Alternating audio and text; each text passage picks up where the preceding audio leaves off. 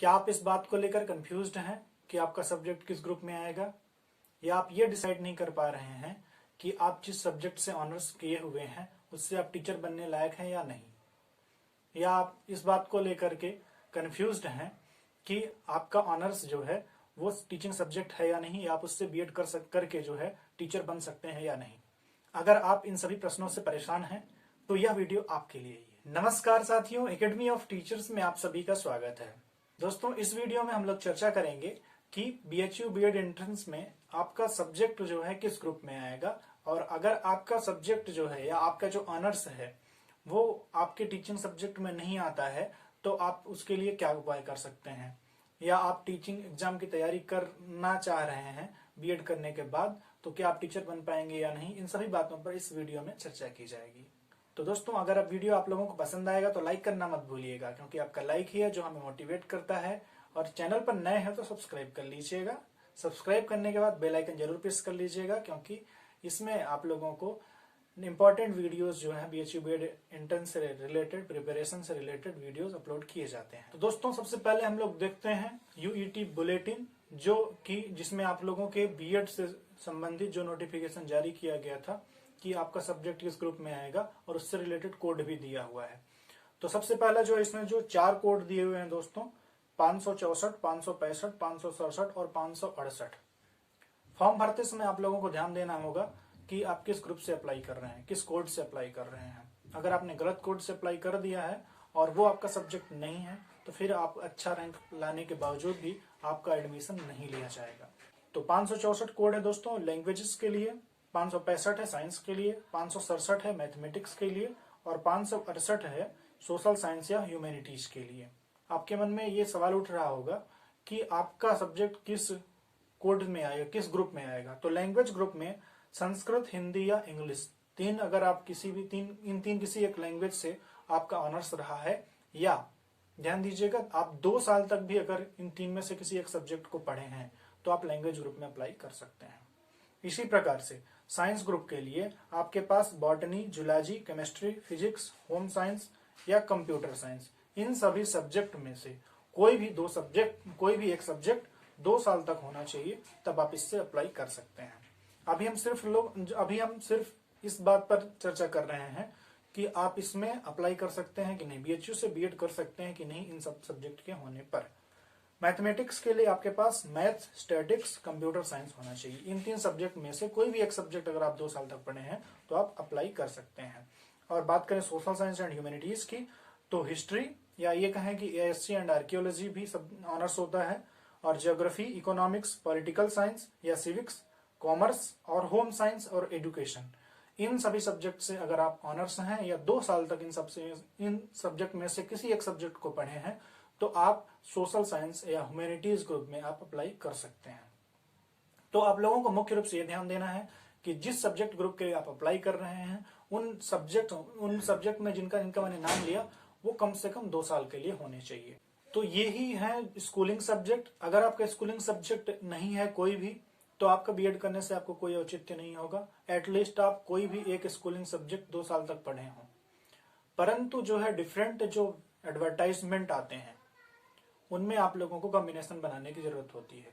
तो बीएचयू तो आपका एडमिशन ले लेगा, आप बीएड कर भी लेंगे, लेकिन क्या आप टीचर बन पाएंगे, इस बात पर चर्चा करते हैं। सबसे पहले देखते हैं दोस्तों केवीएस का विज्ञापन, एडवर्टाइजमेंट, जो कि वैकेंसी का है, और इसे आप लोग अब देख सकते हैं पिक्चर में।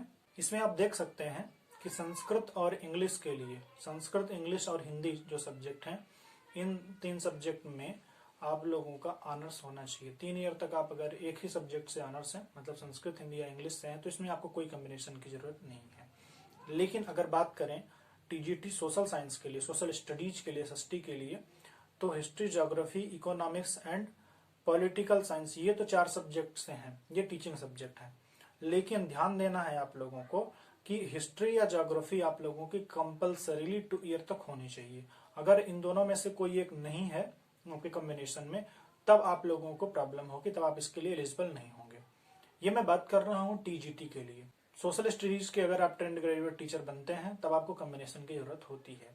इसी प्रकार से अगर मैथ में देखें, टीजीटी मैथ्स के लिए आपको कॉम्बिनेशन की जरूरत होगी। एक तो मैथ आपको ऑनर्स होना चाहिए, उसके साथ फिजिक्स, केमिस्ट्री या इलेक्ट्रॉनिक्स या कंप्यूटर साइंस या स्टैटिस्टिक्स, इन सब्जेक्ट में से कोई एक सब्जेक्ट 2 ईयर तक होनी चाहिए। तो इस प्रकार से आपसे को कम्बिनेशन की जरूरत होती है। अगर आपका कम्बिनेशन नहीं है तब आप लोगों को 1 सब्जेक्ट से आप लोगों को ग्रेजुएशन करना होगा, जो डिफरेंट यूनिवर्सिटीज में, स्पेशली ओपन यूनिवर्सिटीज में अवेलेबल होता है। अब देखते हैं हम लोग यूपी टीजीटी की वैकेंसी, जिसमें आप लोगों को इतिहास, राजनीति शास्त्र, भूगोल, अर्थशास्त्र, इन 4 सब्जेक्ट में से कोई भी 2 सब्जेक्ट आपके होने चाहिए कम से कम 2 साल तक। तो इस प्रकार से आप लोगों को कॉम्बिनेशन बनाना होता है। और इसके अलावा टीजीटी हिंदी के लिए आप लोगों को हिंदी के साथ कम से कम 2 साल तक संस्कृत आपको पढ़ना आवश्यक है। तो ये कॉम्बिनेशन कुछ इस तरह से बनाया जाता है। तो आप तो बीएड तो कर सकते हैं, लेकिन आपको इसमें जॉब पाने के लिए इसमें कॉम्बिनेशन की जरूरत होगी।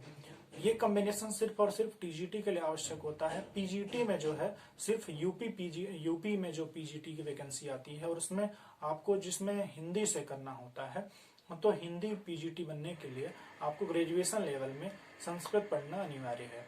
इसके अलावा अन्य किसी कॉम्बिनेशन की आपको जरूरत नहीं होती है। तो पीआरटी और पीजीटी जो है, इसमें आपको किसी कॉम्बिनेशन की जरूरत नहीं होती है एक्सेप्ट यूपी पीजीटी हिंदी। और टीजीटी के लिए आपको, जैसा कि मैंने आपको बताया, कॉम्बिनेशन की जरूरत होगी।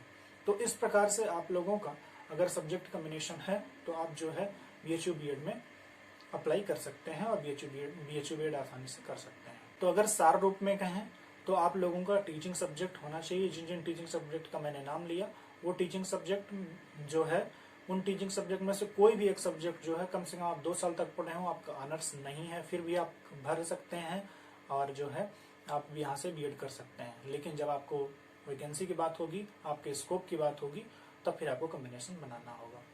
तो इस प्रकार से आप अपने विवेक से निर्णय लें कि अगर आपका ऑनर्स नहीं है, जो आपका ऑनर्स है आप उसी से अप्लाई करें, ताकि आपको 3 साल आपको और ना बर्बाद करना हो। क्योंकि अगर आप 1 सब्जेक्ट से जो है ग्रेजुएशन करेंगे, माना कि आपका है फिजिक्स, केमिस्ट्री और मैथ आपका सिर्फ 2 ईयर तक है और फाइनल ईयर में आपका फिजिक्स ऑनर्स है, तो आप साइंस ग्रुप से अप्लाई करें, न कि मैथ ग्रुप से करें। क्योंकि मैथ ग्रुप से आप अगर करेंगे तो आपको फिर मैथ ऑनर्स होना चाहिए, जो कि आपका है नहीं, तो इसमें आपका 3 साल बर्बाद होगा।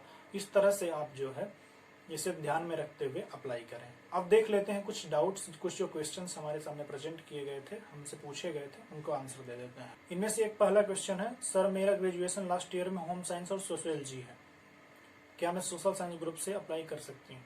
तो सोशल साइंस ग्रुप में आप अप्लाई कर सकते हैं। एक और क्वेश्चन है, सर मैंने बीकॉम किया है, क्या बीएड कर सकते हैं? तो हाँ, बीएड आप कर सकते हैं, सोशल साइंस ग्रुप से आपको करना होगा। एक और क्वेश्चन है, सर मैंने बीएचयू से बीए ऑनर्स फिलोसफी से किया, मतलब इनका ऑनर्स फिलोसफी है, इसके अलावा हिंदी और इंग्लिश है।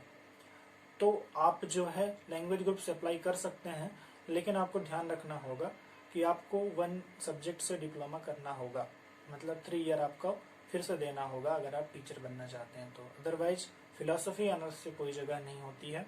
आपको हिंदी या इंग्लिश कोई भी एक सब्जेक्ट से आपको अपना ऑनर्स के रूप में करना होगा, 3 साल इसके लिए देना होगा। तो इस प्रकार से कुछ पॉइंट्स हैं जिनका आप ध्यान रखते हुए अप्लाई करें और बीएचयू बीएड की तैयारी करें। हम आपके साथ हैं। बीएचयू बीएड की पूरी तैयारी आप लोगों को इस चैनल पर करवाई जाएगी। प्रीवियस ईयर क्वेश्चन पेपर हर सब्जेक्ट ग्रुप के सॉल्व किए जा रहे हैं, जिनका लिंक आपको प्लेलिस्ट में मिल जाएगा। इसके अलावा current educational scenario, teaching aptitude और हर एक टॉपिक का टॉपिक वाइज जो है आपको प्लेलिस्ट मिल जाएगा डिस्क्रिप्शन बॉक्स में। आप वहां जा करके अपनी जरूरत के अनुसार वीडियो जरूर देखिए और हमें फीडबैक जरूर दीजिए कि आप लोगों को वीडियो कैसा लगा। अगर आपको यह वीडियो पसंद आया हो तो लाइक करना मत भूलिएगा। अगर आप इस चैनल पर नए हैं तो सब्सक्राइब कर लीजिएगा। डिफरेंट सोशल मीडिया प्लेटफॉर्म के थ्रू आप हमारे साथ जुड़ सकते हैं, अपना कोई भी डाउट या कोई भी सजेशन हमें दे सकते हैं। तो दोस्तों, इस वीडियो के लिए इतना ही। फिर मिलते हैं एक नए अपडेट के साथ। तब तक के लिए स्टे होम, स्टे सेफ।